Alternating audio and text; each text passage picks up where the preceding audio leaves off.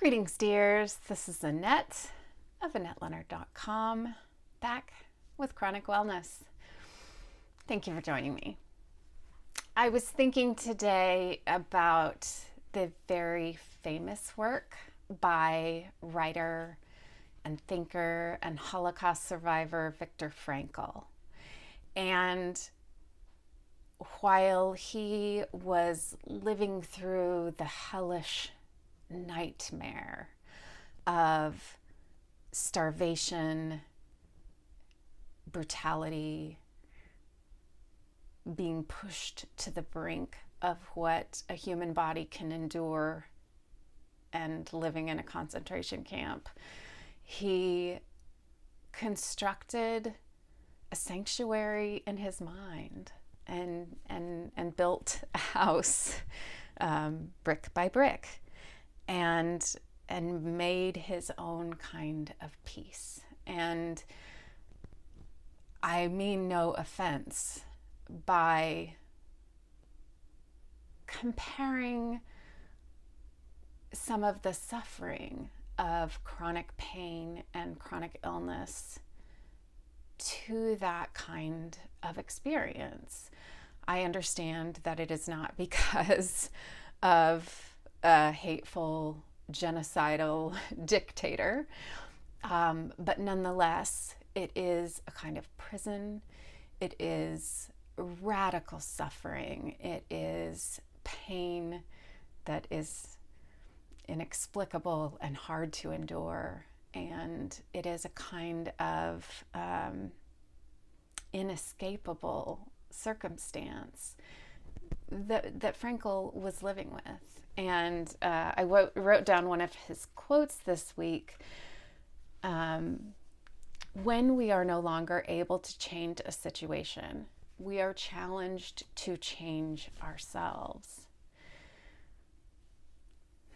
And, it seems so fitting for this platform where what I am exploring is how to live well with chronic illness, that I continue to drill into how we find places inside ourselves that are safe, that are hallowed, that could even be sanctuary in the midst of external chaos, in the midst of physical pain, in the midst of terrible circumstances. And much of what we believe separates us from other animals. I'm making a face right now for those of you who are in my listening audience, because y'all, we're animals just like all the rest of them. I mean, genus, phylum, species, we're manimals, like we got hair all over our bodies. We like to think we're a lot better and different and other and make a lot of constructs. So whatever that is. But we have these powerful, creative minds. And from our earliest days, part of what we do is engage in imaginative play. We are creative. We invent in our mind activities and stories and fantasies and whole made up, often to our detriment, just scenarios that oftentimes aren't based on anything, but sometimes just a kernel of truth, right? And this week, my suggestion to all of us is, how can I be harnessing my creativity, my imagination, my powers for lateral thinking in ways to be changing the circumstances of my daily doldrums, of the challenging obstacles that I'm presented with. I mean, if Victor Frankl could construct in his mind, brick at a time, a house that could become sanctuary for him to inhabit during some of the most harrowing and unimaginable life circumstances. Why can't I? You know, there are parts of the world that I've never seen.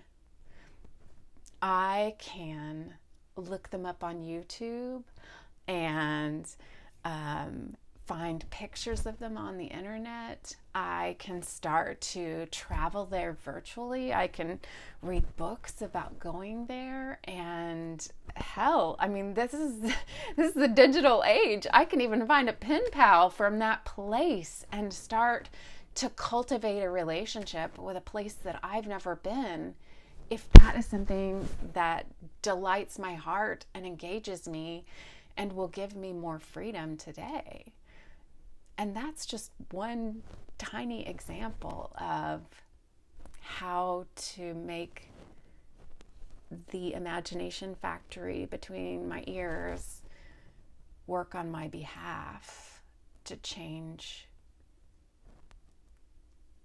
today's engagement or satisfaction, or as Frankl said, when we are no longer able to change the situation, we're challenged to change ourselves.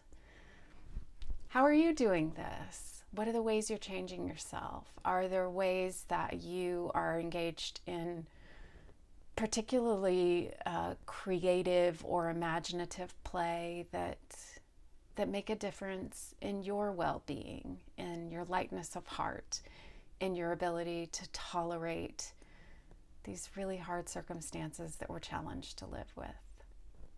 We need to know about them. So sound off below. And if you're listening to this, surf over to social. I'm at the Annette Leonard on Instagram and lots of other places you can find on my website. But the important thing is to be heard and to contribute. And thank you so much for spending a few minutes with me here. Until we're together again, thanks for being here, and be well.